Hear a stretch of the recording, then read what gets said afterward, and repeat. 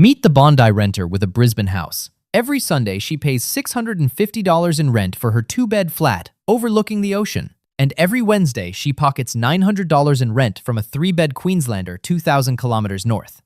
Same person, same week. Two rent checks going opposite directions.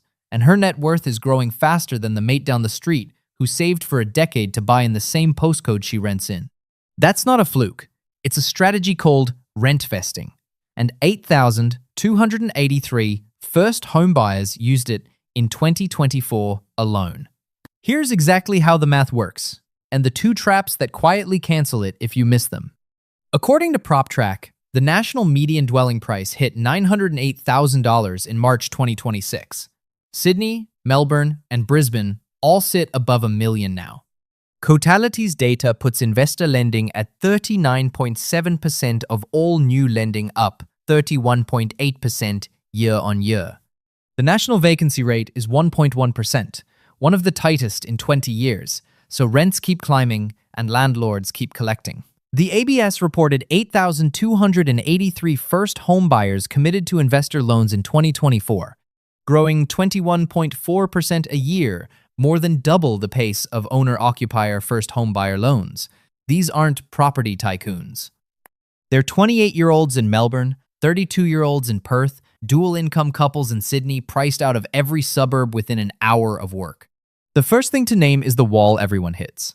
Buying where you want to live in 2026 is no longer a matter of saving harder. Median house in inner Sydney, $1.6 million. A 20% deposit is $320,000.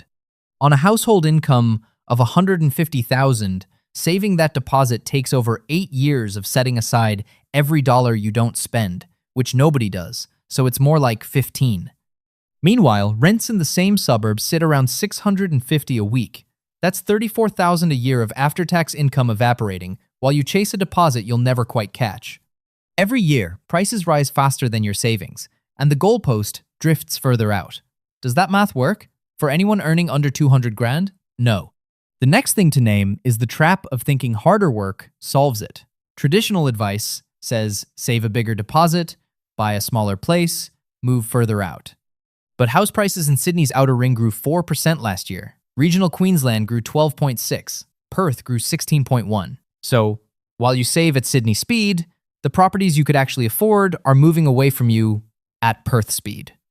Add 500,000 more migrants than dwellings built in 2025, plus the tightest rental market in a generation, and you get a market where saving alone loses, even when you're doing everything right. Why? Because the finish line is moving, and it's moving faster than the runner. Now, here's the loophole hiding in plain sight. It's called rentvesting. You rent where your life is, near work, near friends, in the suburb you actually want, and you buy somewhere else, entirely as an investment. Your lease pays for your lifestyle. Your investment loan buys returns. You've been treating where I live and where I build wealth as the same problem. Rentvesting says they were always two different problems, and the smart move is to solve each with the right tool. HTAG Analytics tracked this in May 2026 with a real comparison. Renting in Marrickville and buying in Morwell instead costs $1.92 million less in capital and pays almost double the gross rental yield, 4.67% versus 2.41%. That's not a rounding error. That's a fundamentally different investment. See what happened there? You stopped paying a $2 million premium just for the postcode of your bedroom. Where the deposit maths finally collapses in your favor is here. A 5% investor deposit on a $580,000 Brisbane Growth Corridor house is $29,000. 29. Add stamp duty and legal fees and you're around $40,000 all in. A savable number for a two-income couple in maybe 18 months? Compare that to $320,000 for the Sydney median. On the same income, the difference is 18 months versus 12 years. You just entered the property market a decade earlier. The other twist is, your tenant covers most of the mortgage. Brisbane yields sit around 5%. So on a $550,000 loan at 6.5%, the rent brings in roughly $29,000 a year, while the interest costs about $36,000. That gap, around $7,000, is your genuine out-of-pocket. Split across 52 weeks, that's closer to $200 a week than the $2,000 you'd owe on the Sydney place. $200 a week for a leveraged appreciating asset in a growth corridor. That's how compound wealth actually starts in this country.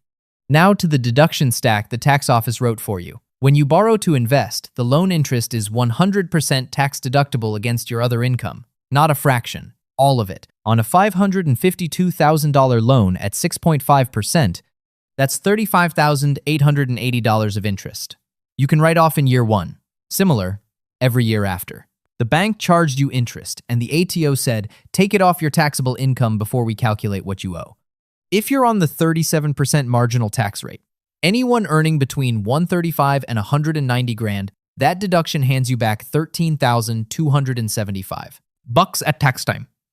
Real money in your bank account. What is that exactly? It's called negative gearing when your property expenses are bigger than the rent it earns, and the difference cuts your taxable income. The ATO built this into the tax code decades ago to encourage private rental supply, and it's still there. It's the single biggest reason young Aussies rentvest instead of just save. Then there's the deduction, where no cash leaves your pocket. It's called depreciation, and the ATO lets you claim it under Division 43, 2.5% of the building's construction cost every year for 40 years. On a $350,000 build, that's $8,750 a year in extra deductions. There's also Division 40 for plant and equipment, carpets, blinds, ovens, air conditioners, each with its own schedule. On a new build, combined depreciation can push past 12 grand of paper deductions in year 1. You didn't spend a cent. On paper, the property loses money in real life. You're paying less tax and holding an appreciating asset. Here's the math. No one shows the first home buyer. 2 people, both 28, both with 200 grand in savings. Path 1. Sit on it another 5 years, while Sydney's median grows at 4%. The goalpost moves 140 grand further out. Your savings earn maybe 5% in the bank, so you're roughly 95 grand behind where you started. The Sydney place moved. Your money didn't move fast enough. Path 2. Put 29 of it into a Brisbane Growth Corridor house today. Keep the other one, 71, in an offset. Now, watch what happens. Property investment professionals modeled this in early 2026. At Brisbane's 5-year growth trajectory, that same 29 grand of equity turns into 257,000 of equity by year 5. Year 1, 58 grand. Year 3, 142. Year 5, 257. So where does the saver end up? $100,000 behind the rentvester, still saving, and now watching a house that would have been theirs go past on the listings at 100 grand higher than last year. But here's the trap most rentvestors don't see until year 1. The first homeowner grant and stamp duty concessions are only for owner-occupiers. That's $30,000 to $50,000 in benefits you walk away from the moment you sign an investor loan. In Queensland, the grant is 15 grand for new builds. In New South Wales, stamp duty exemptions under 650 grand can save 30 plus. Victoria similar, Western Australia adds 10. If your investment property doesn't outgrow those savings, and in slow years it might not, you actually finish behind the person who bought their first home to live in.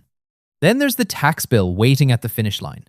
It's called CGT capital gains tax, what the ATO charges on the profit when you sell. The main residence exemption means an owner-occupier pays 0 CGT when they sell their home, not $1. A rentvestor pays CGT on every dollar of profit, minus a 50% discount for holding more than 12 months. Sell in year 10 with 400 grand of profit, the owner-occupier keeps all 400. The rentvestor's taxable gain is 200 grand, taxed at their marginal rate, which for most Aussies is a check to the tax office for around 37 grand. It's not a deal breaker. It just has to be priced into your projections from day 1. So rentvesting isn't about beating the system. It's about admitting 2 things. Where you want to live isn't always where the numbers grow, and time in the market beats saving for the market. The people getting rich this way aren't gambling. They're doing math, paying the CGT bill happily when it comes, and refusing to solve 2 different problems with one purchase. And the Bondi renter with the Brisbane house? She never chose renting over buying. She chose to do both at once. Because the mate who saved for a decade to buy in that same Bondi street is still saving, and by the time he catches up, she'll be renting out the second one. Give this video a like if you learned something. Subscribe for more Aussie money breakdowns, weekly. See you in the next one.